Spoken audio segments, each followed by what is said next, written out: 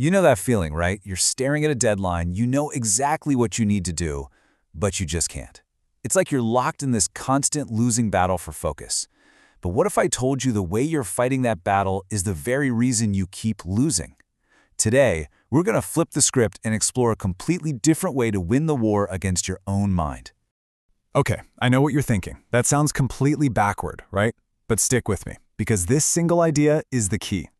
Every time you promise yourself you'll start tomorrow and then fail, you're just using brute force against your own brain, a brain that is literally designed to resist it. The answer isn't more force. It's about having a much smarter strategy. And this gets right to the heart of it. Let's get one thing straight.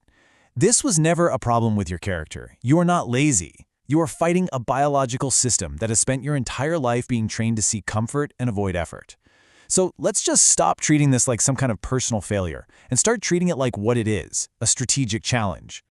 Look, to win any fight, you have to understand your opponent first. And in this case, the opponent is your own brain's ancient programming. And here's the kicker. It doesn't care about your future. It doesn't care about your goals. It only cares about one thing: what feels good right now.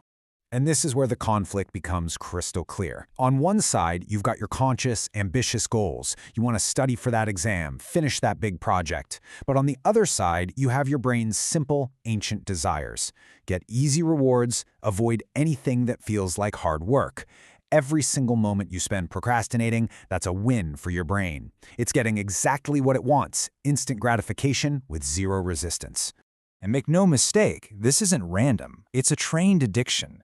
Every single time you choose to scroll through your phone instead of study, your brain gets a tiny hit of a reward chemical called dopamine. Now you repeat that loop enough times, and you've literally trained your brain to crave the easy, meaningless task over the difficult, important one. You've built an addiction to comfort. So how in the world do we start to fight back? Well, the first principle is to completely rethink our whole approach.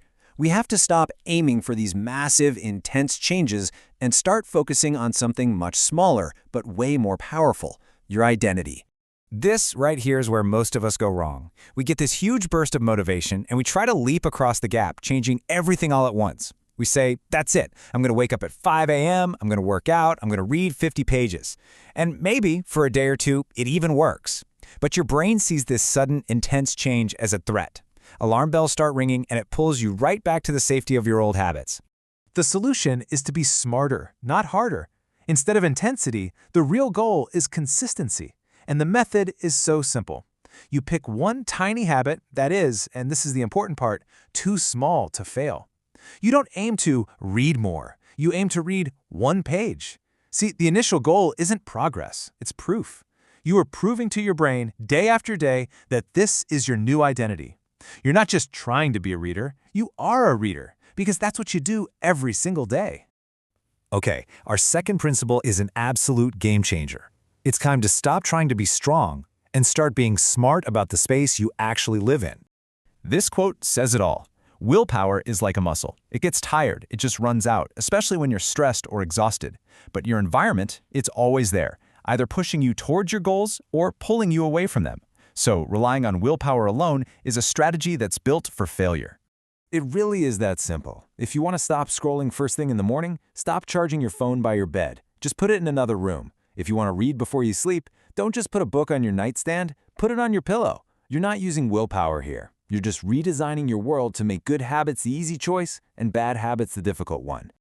All right, our third and final principle is probably the most difficult one in our modern world, but it is also the most powerful. We have to learn how to be bored. Just think about it for a second. The constant stream of notifications, short videos, endless noise. Our brains are now conditioned to expect high levels of stimulation all the time.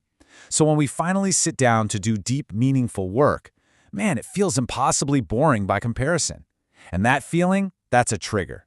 It's an escape hatch that sends us reaching for our phones without even thinking. So how do you fix this?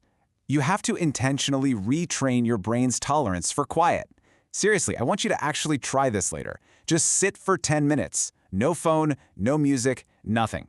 The first few minutes, you're going to feel really uncomfortable. Your mind will race. But if you can just push past that initial agitation, something amazing happens. Your mind starts to settle, and in that newfound stillness, clarity and focus finally have room to show up. So after everything we've talked about, it all comes down to a really clear choice. You can keep being controlled by your brain's primitive impulses, or you can start training it and finally become the master of your own mind. These are the two paths forward. The default path, well, that leads to a life of distraction, frustration, and feeling permanently stuck. But the other path, the one you build with these principles, leads to focus, pride, and constant growth. The choice between these two lives isn't made in some grand moment in the future. It's made in the 1,000 tiny decisions you make every single day. This is probably the most important thing to remember. No one is born with discipline. It's not a gift. It is a skill, just like playing an instrument or learning a language. It feels clumsy and difficult when you start, but with small, consistent practice, it becomes natural. It becomes a part of who you are. It all comes down to this single question. Your future isn't built in some big moment of inspiration a year from now.